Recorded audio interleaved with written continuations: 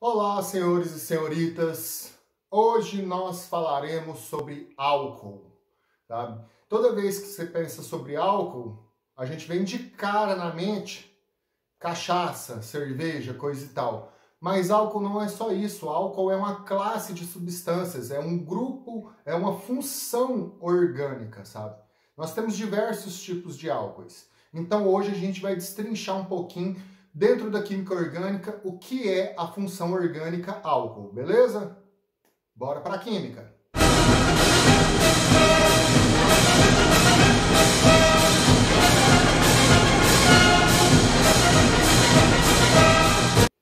Então, senhores e senhoritas, como eu havia falado na introdução do vídeo, álcool é uma função orgânica, é uma classe de substâncias dentro da química orgânica. O que precisa ter para uma substância ser considerada álcool? Primeiro que ela tem que ter um grupo chamado hidroxila, que é um grupo OH.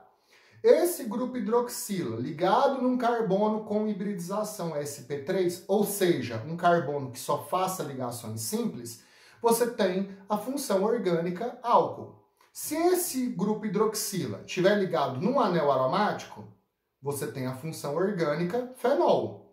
Se esse grupo hidroxilo estiver ligado num carbono sp2, um carbono que faça ligação dupla, aí você vai ter a função orgânica enol.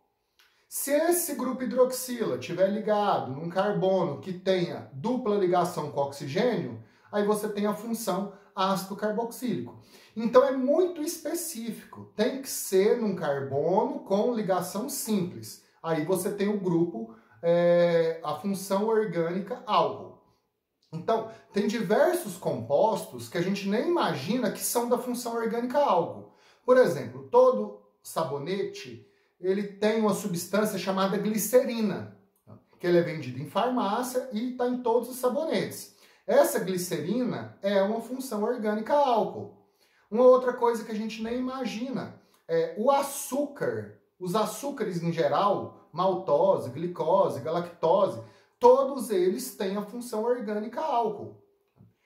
O aditivo colocado na água do motor do carro para evitar que a água ferva ou congele, no caso de países frios, que a gente chama de anticoagulante, ele também é da função orgânica álcool.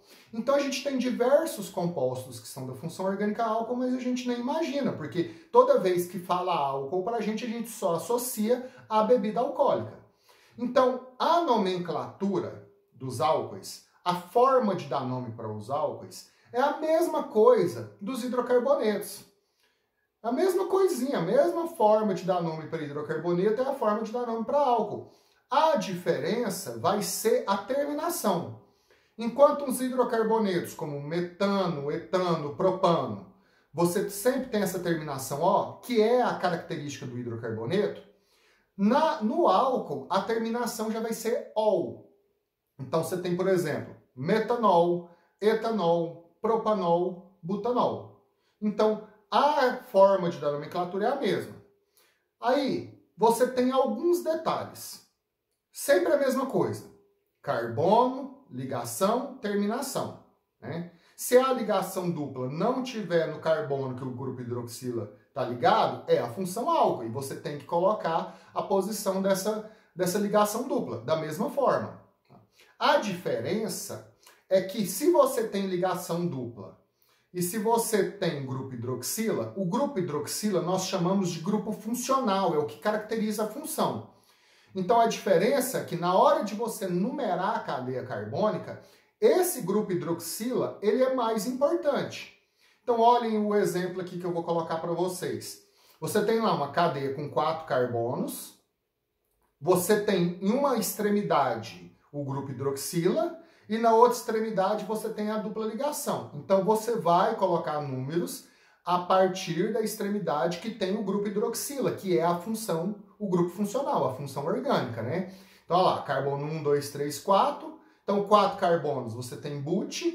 Você tem uma ligação dupla entre o terceiro e quarto carbono. Então sempre a menor numeração possível. Então vai ficar 3 em 1 ol. Esse 1-ol é a posição do grupo hidroxila, ok? Se você tiver, por exemplo, esse próximo exemplo, Você tem 3 carbonos, mas o grupo hidroxila está ligado no segundo carbono. Então, como é que você vai identificar isso? Você vai numerar a cadeia normal, né? Tanto faz as duas extremidades, carbono 1, 2, 3. A hidroxila, que é o que caracteriza a função álcool, está no segundo carbono. Então, vai ficar prop de 3 carbonos, an de ligação simples, 2 ol, porque o grupo ol, que é o hidroxila, está no segundo carbono, ok?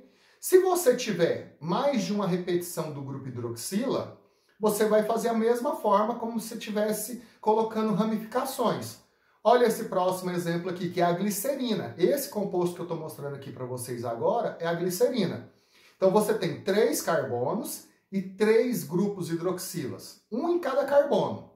Então vai ficar prop de 3 carbonos, an de ligação simples. Agora você tem 3 grupos álcool, no primeiro, segundo e terceiro carbono. Então vai ficar propan, hífen, 1,2,3, triol.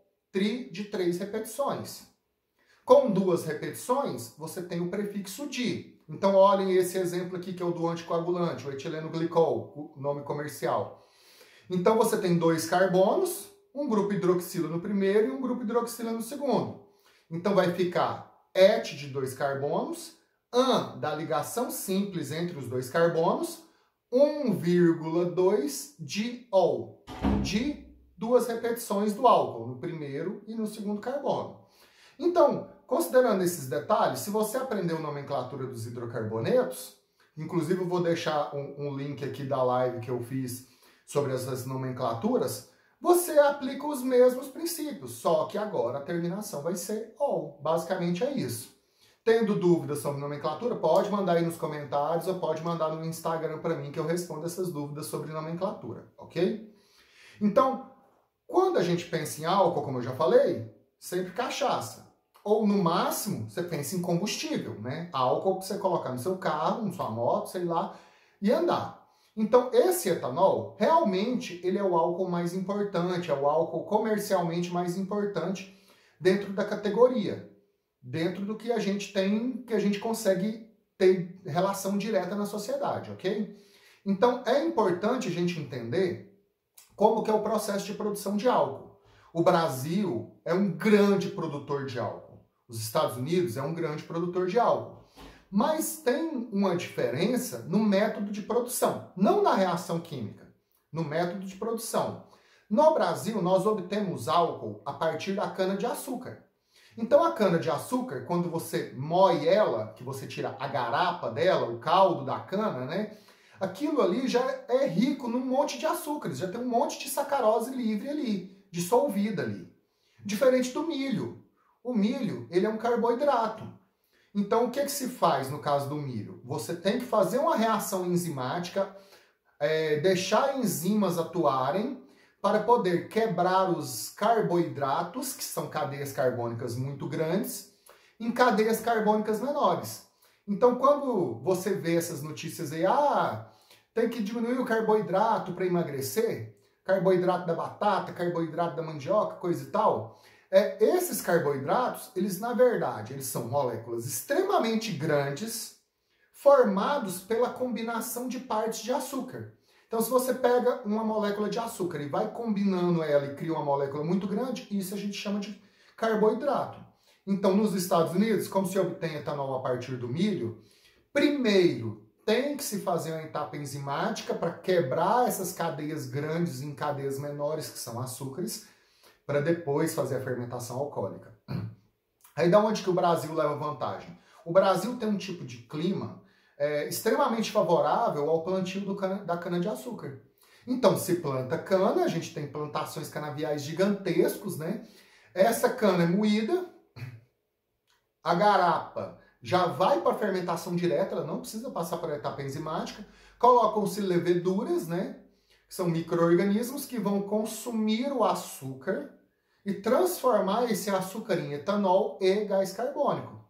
Depois que faz essa transformação, você faz um processo de destilação ou repetições de processo de destilação para purificar essa mistura que contém álcool e água, até você obter ou a cachaça, ou o etanol anidro, que é o etanol 100%, que depois você pode misturar de novo e transformar em álcool 70%, que é o de higienizar as mãos, e por aí vai, ok? O álcool da cerveja, o álcool da cachaça, o álcool combustível, é a mesma substância? Sim, é a mesma substância, que é etanol. A diferença é a quantidade de álcool e o método que ela é obtida.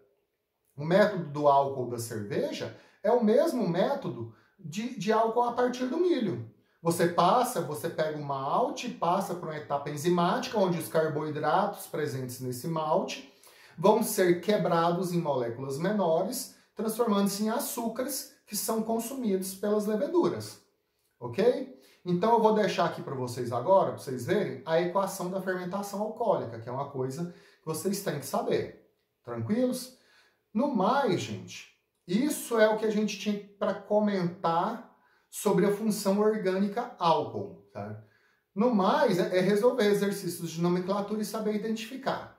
Assim que eu conseguir falar com vocês sobre todas as funções orgânicas, a gente vai ter uma videoaula específica para identificar funções orgânicas, que é uma habilidade necessária para o Enem, ou para a maioria dos vestibulares que cobram isso, ok? E outra coisa que precisava se falar de álcool é a questão das propriedades. Mas, de novo, eu vou falar sobre todas as funções orgânicas para falar sobre as propriedades físicas dela, que é outra coisa extremamente cobrada no Enem. No mais, adiós, até mais para vocês. Até o próximo vídeo, onde eu vou falar aí de mais funções orgânicas. Até!